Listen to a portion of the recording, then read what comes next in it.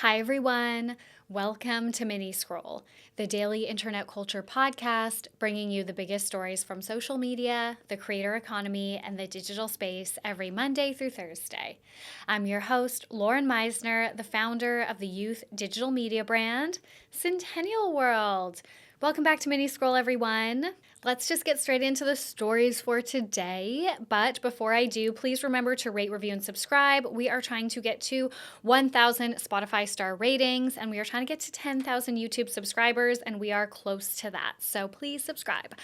All right, the first story that I have for you guys, this was requested by you guys. I've done my best to put together all the information, but please let us know in the comments if there's anything that I've missed or any context that I've left out. So I'm going to recap for you guys the whole Drew and Enya situation. So hosts of the Emergency Intercom podcast, Drew and Enya, have been facing several weeks of criticism from their listeners. I am not a listener of their podcast, but we did cover them last year when they left TMG Studios, which was Cody Ko's podcast network, amid the allegations that Cody slept with Tana Mojo while she was a minor and he was not. So as far as I can tell, criticism from their audience first started after an episode of the podcast on March 28th, where they said that Greta Thunberg, quote, fell off because she hasn't been popping up online as much anymore. Oh yeah, Greta Thunberg fell off. Bitches in the gutter. Greta? Stop calling her bitch. Okay, so later in the episode, Drew kept going, saying Malala never fell off like Greta did. Listeners were understandably very upset. Greta has been active online. She's continually posting about Palestine and climate change. And I think regardless if it was a joke or not, going after these young female activists who are genuinely trying to make change, even if this was supposed to be a joke, like it just didn't land for people. Like we are not in the mood for jokes about this. So the Emergency Intercom podcast Instagram page addressed the comments and feedback on April 4th. They said, quote, "We've seen all the feedback from last week's episode and we want to say sincerely we're sorry. We're incredibly lucky to have this job, this community, and this platform. The fact that we get to do what we love because of your support is never lost on us. This past week has made it clearer than ever how much responsibility comes with that privilege. We wrote countless versions of this trying to get it right, but the honest truth is simple. What we said about Greta and Malala last week was reckless, and it goes directly against why we started this podcast in the first place. If we had been more informed about the reality of the work done by Greta for Palestine and human rights across the globe, we wouldn't have made these jokes. They were out of touch and careless, especially in a moment that calls for sensitivity and awareness." And then they continue saying they will educate themselves and, say we love you and are so grateful for making this show possible. So despite addressing it, this situation has kicked off a larger discussion within their fandom specifically about Drew and Enya's content since finding more fame and money and success. One of their fans tweeted, quote, "They're gonna call me too woke, but Emergency Intercom is a documentary about people losing their common sense and empathy as they acquire more wealth." So people are saying they're losing relatability, but they also seem to not understand how to connect with their audience anymore because they really built their careers off of themselves as people, like sharing their personal stories and, things like that.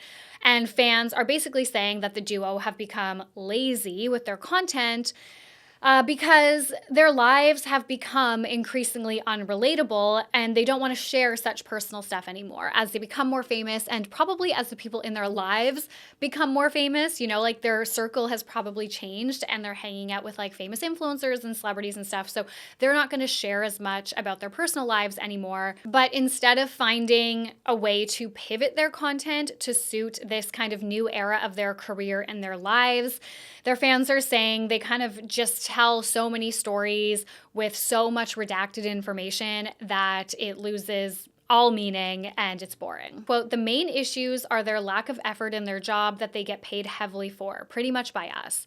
They need to either stop speaking on anything that could be deemed political as a whole and acknowledge their ignorance, or if it's something they truly care about, educate themselves about topics before speaking on them. I will say I don't think people are saying they're bad just because they're rich. We're saying the money has changed their attitudes towards their jobs and made them a lot more out of touch than who we thought they were." So I'm going to say that's like the Cliff Notes version of the Drew and Enya situation. But if you search it on TikTok, you'll see a lot of fans like talking about this and sharing their opinions. And it kind of reminds me, it's different, but it reminds me of what happened with Emma Chamberlain a couple years ago, where that one video popped off where a girl was like, Emma needs to go to college. And then it started this massive discussion within the fandom about kind of how Emma's content has changed and how people do relate to her or they don't relate to her anymore. And it's just like a broader discussion. So it is interesting how this controversy has started almost a bit of like a movement within the fandom itself. Okay, the next story that I have for you guys. A couple days ago, Netflix released a new documentary called Bad Influence: The Dark Side of Kid-Fluencing, which explores the world of kid creators centering on the Piper Squad, the group of young creators led by Piper Rockelle. So Piper has been famous online for years, despite being only 17 years old right now. So she has literally just been a kid influencer her entire career. Piper is managed by her mother, Tiffany Smith. In 2022, Tiffany was sued for $22 million by 11 of Piper's collaborators in the Piper Squad. Collaborators being the other kids that would make content with her. Tiffany was accused of violating child labor laws, failing to compensate the members, and sexual misconduct. So this is directly from an LA Times article, quote, "A Times investigation published later that year compiled dozens of court filings, emails, casting calls, talent releases, and filming schedules, as well as interviews with plaintiffs and parents, revealing a pattern of controlling and abusive behavior by Smith. In the aftermath of the lawsuit filing, Rockelle defended her mother. Quote, "This whole case is based on lies that are driven by financial jealousy," Smith told The Times. The suit was eventually settled for $1.85 million last October. However, the plaintiffs and their parents say they still bear the scars from the time in the squad. Okay, so we have covered the dangers of child influencers several times on this podcast. There is a lot of content on our feed that you can go into if you're interested in doing a bit more of like a deep dive into that. But there is this one main takeaway from the docu-series that everyone is talking about online. It's from this one part where they talk about how Piper had this fan named Megan who would send her gifts and post fan edits of her. Despite posing as a woman online, people around Piper, including her mother, found out that Megan was actually an older man. Megan poses as a girl online who's a Piper Rockelle fan, has all the pictures of Piper. Tiffany said, "He likes pictures of Piper. He's her stalker. You can get stuff too if you send him pictures. It's nothing bad. It's just extra pictures from photo shoots. But he's a pervert." Like, she knew he was a pervert. Regularly, Tiffany would be like, "Piper, like, Megan's on the phone." And then Piper would go over and be like, "Hi, Megan." Just by flirting and sending him photos, Tiffany got herself a Gucci bag from Megan. Piper got a Gucci bag. And I think this segment really just confirms what a lot of experts have been saying, that the parents of these child influencers often do know who is following their kids and they do know who is behind these fan accounts, but they get a lot out of it. So they pander to them regardless of their child's safety. Okay, the last story that I have for you guys is that James Charles has talked about the impact of parasocial relationships on his experience at Coachella.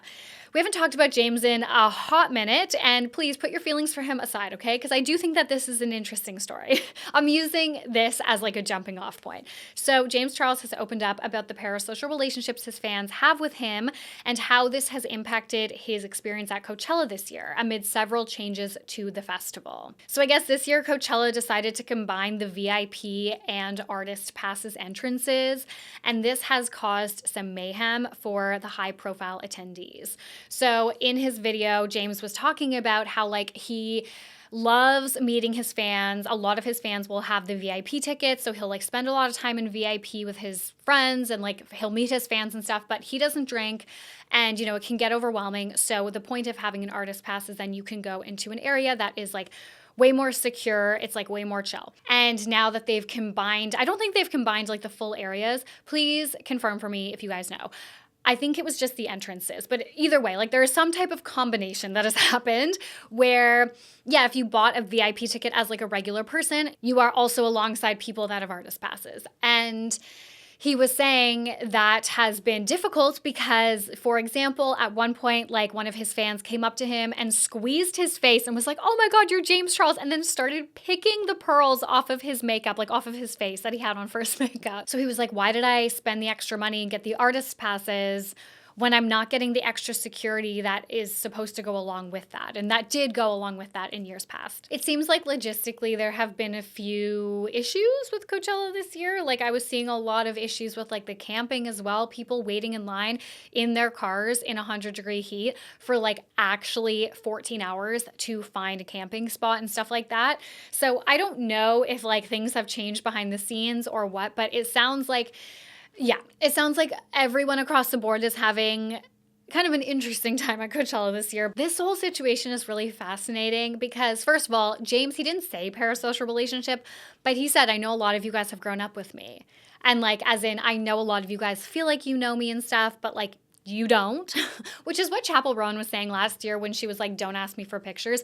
Obviously, these are very different situations. I'm not trying to compare them, but it just reminded me of that. But I can't figure out if this is just like another indication that people don't understand, like the people that are like have the purse strings, right? The people that are like in charge of things, that have the money, that are putting things like this on, if it's just like another indication that they just don't understand this new era of culture when it comes to creators and influencers and parasocial relationships. Like, I typically would say that must not be the case. Like, if you are in charge of these decisions for Coachella, like surely you understand these dynamics. However, we have had several instances in the last just few months, really, with people who are like on the influencer side of things, like in charge, on the influencer side of things, in charge on even like the musical artist side of things. And some of the conversations we're having, I'm like, holy shit, how are you the one in charge of budgets? Like, you don't understand anything. So I don't know. I think maybe that's a case of this because I know, like, for example, with like VidCon, okay, the reason why a lot of big YouTubers stopped going to VidCon years and years ago is because the people in charge of putting on VidCon didn't actually understand the parasocial relationship that people had for these YouTubers, and the YouTubers would go, and if they were not like the top tier, they wouldn't get like these kind of more tight security measures or whatever in place for them put on by VidCon, and they would just be swarmed. Their safety would be in danger. Like, it was just like a disaster for them. So they stopped going because they were like, this is just not worth it for us. And Tana talked about going to Coachella too, right? She talked about that a couple months ago, saying like, it's not worth it because the security that I have to pay for, because I just get like fucking swarmed. And she was similar to James, being like, I love you guys, like I love it, but it's not appropriate to come up to these influencers and like touch them and like grab their face, try to kiss them, start ripping their makeup off. Like, shit like that is crazy. It's so inappropriate. It's so scary for these creators. And no matter how you feel about them, nobody should be subjected to anything like that. Anyways, guys, that's it for Mini Scroll today. Thank you so much for listening. I love you guys. Please remember to rate, review, and subscribe. We're trying to get to 1,000 Spotify star ratings. And please subscribe to us on YouTube. We're trying to get to 10,000 subs. Okay, I love you guys. Annabelle will talk to you tomorrow, and then I'll talk to you on Thursday. Bye.